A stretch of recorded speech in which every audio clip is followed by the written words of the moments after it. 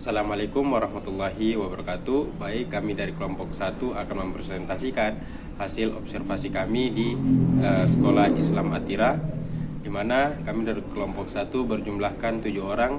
Yang pertama ada saya sendiri, Muhammad Rusman, kemudian ada Andi Ramadhani Aziz Zahra, kemudian Yuka Harwiansa, Faril Muhammad, Muhammad Zulhilman, Andi Alfonso Hopi, dan Kirai Augusta Nautullah. Sekian, terima kasih. Halo, Assalamualaikum warahmatullahi wabarakatuh. Perkenalkan, nama saya Andi Alfonso Hopi. Di bagian pendahuluan ini, saya akan menjelaskan urgensi dari observasi yang kami lakukan. Fokus utamanya adalah melihat bagaimana perkembangan siswa terjadi di lingkungan sekolah yang mencakup 4 aspek besar, yaitu kognitif, sosial, psikososial, dan moral. Nah, kenapa ini penting? Karena menurut Santrok tahun 2021, perkembangan itu tidak terjadi di ruang hampa, melainkan ia sangat dipengaruhi oleh lingkungan, pengalaman belajar, dan interaksi sosial. Nah, sekolah juga bukan cuma soal nilai akademik, tapi juga sebagai wadah membentuk karakter dan keterampilan sosial.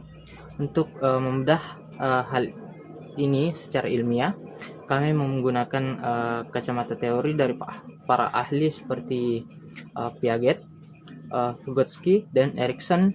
Ada juga Holberg sebagai standar analisis kami di lapangan. Nah, dari latar belakang tadi ada 2 pertanyaan besar yang ingin kami jawab melalui observasi ini. Yang pertama, bagaimana secara nyata sekolah mendukung perkembangan kognitif hingga moral siswa. Dan yang kedua, apa saja program konkret yang dijalankan sekolah, serta apa saja kelebihan dan kekurangan yang ditemukan dalam pelaksanaannya. Nah, terakhir, tujuan akhir kami adalah mengidentifikasi perkembangan siswa secara objektif dan menganalisis peran sekolah serta program-programnya. Nah, ujung dari observasi ini bukan sekedar laporan, tapi pemberian rekomendasi berbasis teori perkembangan yang relevan agar menjadi masukan bagi pihak sekolah maupun kita sebagai calon pendidik. Nah, sekian untuk bagian pendahuluan ini. Terima kasih. Assalamualaikum warahmatullahi wabarakatuh. Baik, selanjutnya saya akan menjelaskan terkait kajian teori yang kelompok kami buat. Baik, untuk kajian teori di sini terdapat 4 teori yang dikemukakan oleh para ahli. Baik, yang pertama yaitu teori kognitif yang dikemukakan oleh Jean Piaget. Perkembangan kognitif itu terjadi melalui interaksi dengan lingkungan, proses belajar melalui asimilasi dan juga akomodasi hingga mencapai keseimbangan atau biasa disebut equilibrium. Yang pertama itu ada remaja itu berada pada tahap operasional formal, mampu berpikir secara abstrak dan logis. Contohnya itu siswa SMA itu mampu menganalisis sebuah masalah sosial atau memahami sebuah konsep matematika yang sangat sulit. Kemudian ada teori psikososial yang dikemukakan oleh Erikson. Perkembangan itu teori psikososial ini perkembangannya itu dari individu itu tersendiri melalui tahapan psikososial, di mana remaja itu berada pada tahap identitas versus melawan role confusion, di mana sekolah itu harus membantu siswa atau guru harus membantu siswa menemukan jati dirinya dan dapat membangun kepercayaan dirinya sendiri. Contohnya itu seperti di mana itu siswa harus mulai menentukan minat dan juga cita-cita dari dirinya sendiri. Misalnya dia mungkin ingin menjadi seorang guru atau seorang dokter ataupun apapun itu. Kemudian ada teori sosial. Teori sosial ini dikemukakan oleh Lev Vygotsky. Belajar dipengaruhi itu oleh interaksi sosial, atau biasa disebut dengan ZPD, disingkat dengan ZPD, Zone of Proximal Development, jarak antara kemampuan sendiri dan bantuan orang lain. Kemudian ada scaffolding atau bantuan sementara dari guru atau teman. Di sini juga ada percontohan yang saya berikan, seperti di mana siswa itu belum bisa memahami sebuah materi yang dibimbing oleh gurunya. Di sini temannya itu mempunyai peran untuk memberikan arahan dan memberikan pemahaman kepada teman tersebut. Kemudian ada perkembangan moral yang dikemukakan oleh Lawrence Kohlberg. Prakonvensional menilai benar atau salah dari konsekuensi yang dia lakukan. Kemudian ada konvensional yang bertindak sesuai norma sosial atau aturan, di mana di sini siswa yang kami didik harus mampu bertindak berdasarkan prinsip keadilan yang ada di negara dan lingkungan sekitar yang norma-norma itu diterapkan. Baik, di sini saya akan menjelaskan mengenai metode yang kelompok kami gunakan dalam melaksanakan observasi di Sekolah Islam Atira Makassar. Baik, sebelumnya kegiatan observasi ini kami laksanakan di Sekolah Islam Atira Makassar yang berlokasi tepat di Jalan Kajau Lalido nomor 22, Kecamatan Ujung Pandang, Kota Makassar, Provinsi Sulawesi Selatan. Dan di sini terdapat subjek yang kami tentukan, yaitu subjek yang kami tentukan dalam observasi kegiatan ini adalah kegiatan observasi ini adalah Wakil Kepala Sekolah Bidang Kurikulum, yaitu Bapak Gunawan SPD MPD. Kenapa beliau kami pilih sebagai narasumber? Ya, karena beliau memiliki pemahaman yang baik mengenai kebijakan Sekolah Islam Atira serta program-program yang berkaitan dengan perkembangan siswa. Sebelumnya kami ingin melakukan wawancara juga dengan para peserta didik di Islam Atira, namun mereka sedang melaksanakan ujian. Jadi wawancara ini kami lakukan bertujuan untuk mengetahui bagaimana upaya sekolah dalam mendukung perkembangan peserta didik. Dan hal ini juga dilakukan karena pada saat observasi berlangsung, para siswa sedang melaksanakan ujian seperti yang tadi saya bilang. Baik, di sini ada teknik pengumpulan data. Yang pertama kami gunakan yaitu observasi. Dalam observasi ini kami melakukan dengan mengamati langsung lingkungan di Sekolah Islam Atira serta fasilitas di Sekolah Islam Atira tersebut.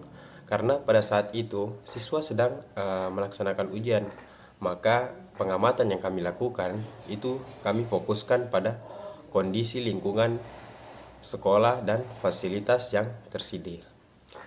Kemudian teknik yang kedua yaitu teknik wawancara.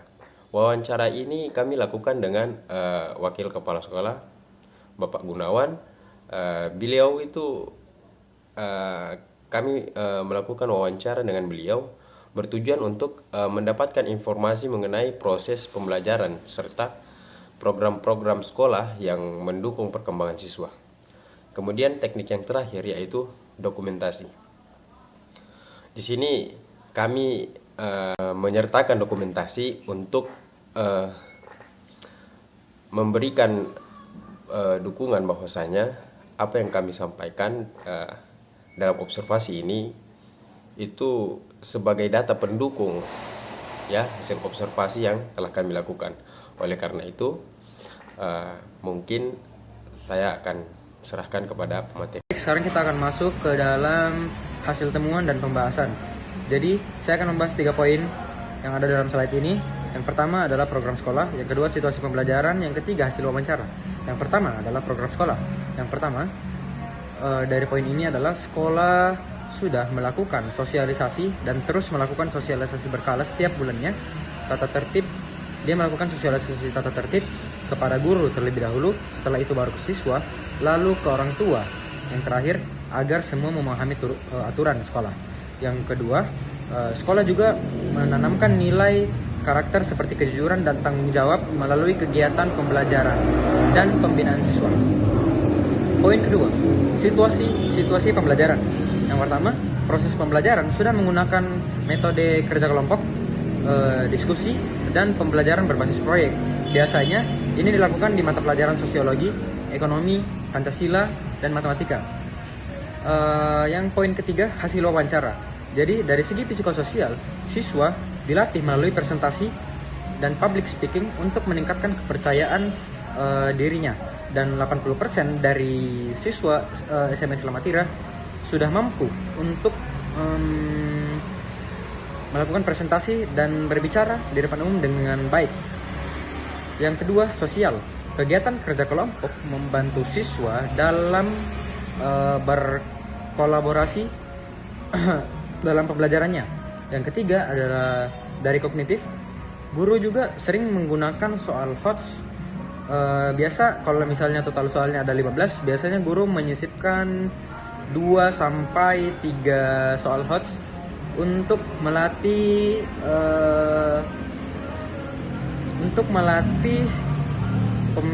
pemikiran kritis siswa.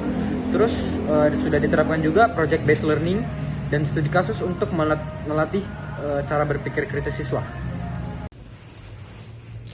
Baik, selanjutnya saya akan menjelaskan mengenai hasil analisis dari perkembangan peserta didik berdasarkan hasil wawancara dan juga observasi di Sekolah Islam Atira Makassar. Yang pertama yaitu perkembangan kognitif. Pada perkembangan kognitif, sekolah ini telah mendukung perkembangan kognitif peserta didiknya, di mana Sekolah Islam Atira Makassar telah menerapkan soal HOTS, studi kasus, dan juga pembelajaran berbasis proyek. Tentunya hal ini sejalan dengan teori John Piaget yang menyatakan bahwasanya remaja berada pada tahap operasional formal, yaitu tahap ketika remaja telah mampu berpikir secara abstrak, berpikir secara logis, dan juga mampu menyelesaikan masalah secara sistematis. Yang kedua yaitu perkembangan sosial peserta didik. Nah, Sekolah Islam Atira Makassar itu menerapkan pembelajaran dengan kerja kelompok. Hal ini menunjukkan bahwasanya sekolah ini telah mendukung perkembangan sosial peserta didiknya. Hal ini sesuai dengan teori Lev Vygotsky yang menyatakan bahwasanya pembelajaran itu sangatlah berpengaruh pada interaksi dengan orang lain dan juga kerjasama dengan orang lain.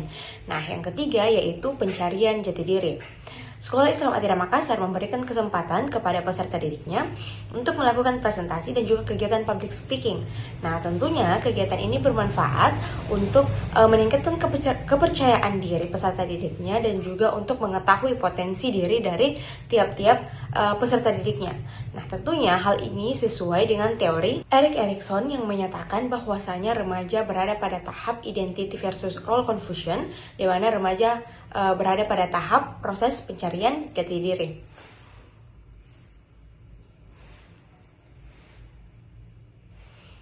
Yang keempat yaitu perkembangan moral, di mana Sekolah Islam Atira Makassar menetapkan tata tertib yang jelas serta menanamkan nilai-nilai kejujuran dan juga tanggung jawab. Nah, tentunya hal ini akan membuat peserta didiknya disiplin dan juga mengerti mengenai pemahaman tentang pentingnya aturan. Hal ini sejalan dengan teori dari Kohlberg yang menyatakan bahwasanya remaja berada pada tahap perkembangan moral konvensional, yaitu tahap ketika remaja telah memahami pentingnya aturan dan juga norma sosial.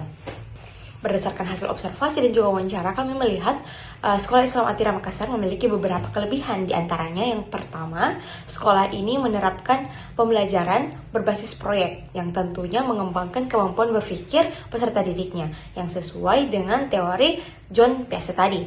Yang kedua, yaitu pembelajaran melalui kerja kelompok dapat meningkatkan interaksi antar peserta didik. Hal ini sesuai dengan teori Vygotsky. Nah, yang ketiga, Sekolah Islam Atira Makassar itu memberikan kesempatan untuk melakukan presentasi dan juga public speaking. Tentunya ini dapat meningkatkan rasa percaya diri peserta didiknya. Yang keempat, sekolah ini memiliki tata tertib yang jelas sehingga mendukung kedisiplinan siswa dan juga pembinaan moralnya. Walaupun Sekolah Islam Atira Makassar memiliki beberapa kelebihan yang telah saya sebutkan tadi, namun sekolah ini tidak terlepas dari yang namanya kekurangan. Di antaranya yang pertama, peserta didik belum memiliki kesempatan yang sangat besar untuk menjelaskan alasannya pada ujian akhir. Itu masih sangat terbatas. Nah, yang kedua, masih ada sebagian siswa yang memiliki tingkat kepercayaan diri yang rendah. Dan yang ketiga, pembelajaran berbasis proyek ini belum merata diterapkan di semua mata pelajaran. Nah, dengan demikian, kami memiliki beberapa saran untuk Sekolah Islam Atira Makassar. Di antaranya yang pertama, menerapkan proses pembelajaran berbasis problem solving sehingga dapat meningkatkan kemampuan berpikir peserta didik secara kritis dengan maksimal sesuai dengan teori dari Piaget. Yang kedua, sekolah dapat meningkatkan proses pembelajaran kolaboratif antar peserta didik sehingga dapat memaksimalkan zone of proximal development sesuai dengan teori dari Vygotsky. Yang ketiga, sekolah dapat melakukan metode dilema moral sehingga peserta didik itu dapat meningkatkan kemampuan berpikir peserta didik dalam moral, dan juga hal ini sesuai dengan teori Kolber. Sekian dari saya, terima kasih. Sebagai kesimpulan, Sekolah Islam Atira Makassar telah memberikan dukungannya baik terhadap perkembangan siswa secara menyeluruh, baik dari aspek kognitif, sosial, psikososial, maupun moral.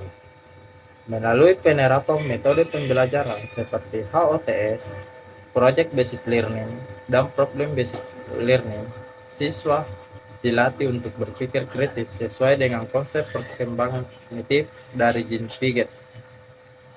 Selain itu, kegiatan kerja kelompok mendorong interaksi sosial yang positif sebagaimana dijelaskan oleh Lev Vygotsky.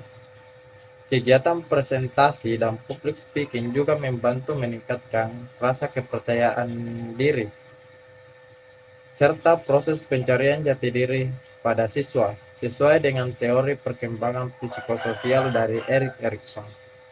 Di sisi lain, penerapan tata tertib serta penamaan nilai karakter turut membentuk perkembangan moral siswa, sejalan dengan teori perkembangan moral dari Lawrence Kohlberg. Dengan berbagai program tersebut, sekolah telah berperan penting dalam menciptakan lingkungan pendidikan yang mendukung perkembangan siswa secara optimal.